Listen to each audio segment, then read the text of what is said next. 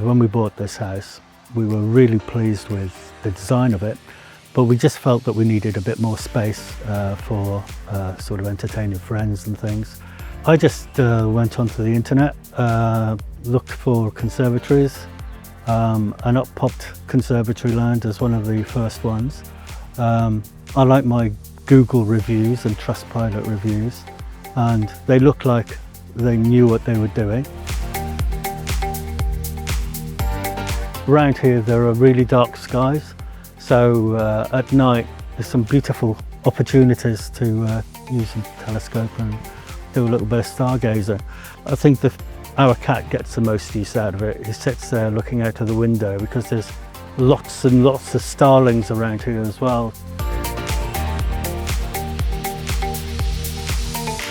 I'm really good at complaining. If you look for other reviews I've put, you'll see that I don't praise people easily. Slight problem with the brick in the corner. Wasn't a problem, they sent the bricks along and came back and did the fitting. Our contact during the actual build, she rang every night around about 5 o'clock to see how it had gone that day. And that's important. Customer service can make or break something.